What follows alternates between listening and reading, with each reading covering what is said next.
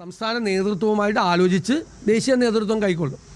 ഞാൻ ഇന്നലെ പറഞ്ഞ മാതിരി ദയവ് ചെയ്ത് ഞങ്ങളെ നിലമ്പൂരിലെ സ്ഥാനാർത്ഥിയെ ഞങ്ങളുടെ KPCC പ്രസിഡന്റിനൊന്നും നിങ്ങൾ തീരുമാനിക്കരുത്. അതിനെങ്കിലുള്ള അവസരം ഞങ്ങൾക്ക് തരണം. അത് വന്നിട്ടില്ല, ആരും വന്നിട്ടില്ല. ഞാൻ റെഡിയാക്കി പാക്ക് ചെയ്ത് വെച്ചിട്ടുണ്ട്. ഞാൻ പറഞ്ഞു ഇനിയും നെഗോഷിയേറ്റ് ചെയ്യാം. 5000 പറഞ്ഞെങ്കിൽ കുറച്ചുകൂടി കുറയ്ക്കാം. മദ്യനയത്തിൻ്റെ വിഷയം പറഞ്ഞത് ലഹരി മരുന്നിനെതിരായിട്ട് അതിശക്തമായ പോരാട്ടം തുടങ്ങും എന്ന് മുഖ്യമന്ത്രിയുടെ പ്രഖ്യാപനം.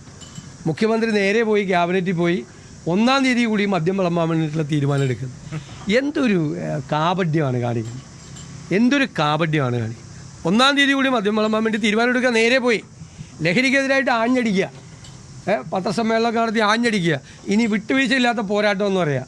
എന്നിട്ട് നേരെ പോയി ക്യാബിനറ്റിൽ പോയി 1-ാം തീയതി അവധിയായിരുന്നു, അതുകൂടി തുറന്നു കൊടുക്കാൻ വേണ്ടിയിട്ടുള്ള തീരുമാനം എടുക്കുക, ബ്രൂവറി തുടങ്ങാൻ വേണ്ടിയിട്ടുള്ള തീരുമാനം എടുക്കുക, എക്സൈസ് മന്ത്രി ജവാനെ കൂടി പ്രോത്സാഹിപ്പിക്കുക എന്ന് പറയാം. കള്ളിൻ്റെ ഒപ്പം ജവാനെയും കൂടി ജവാനാരാ പറയേണ്ടല്ലോ, മറ്റേ ജവാനല്ല. ഞാനിനി ജവാന്മാരെ അവമാനിച്ചെന്ന് പറയുന്നത്. ജവാൻ ബ്രാൻഡ് ജവാനെ കൂടി പ്രോത്സാഹിപ്പിക്കുമെന്ന് പറയുക. എന്തൊരു കാപഢ്യമാണ് ഈ സർക്കാരിൻ്റെ, കാപഢ്യമാണ്. പ്രതിപക്ഷ നേതാവ് VD സതീശൻ മാധ്യമങ്ങളെ കാണുകയായിരുന്നു. എക്സൈസ് നയത്തിൽ സർക്കാർ നടത്തുന്ന ലഹരി വിരുദ്ധ പോരാട്ടത്തിൽ കാപട്യമാണ് ഉള്ളത്. ജവാനെ പ്രോത്സാഹിപ്പിക്കുകയാണ്.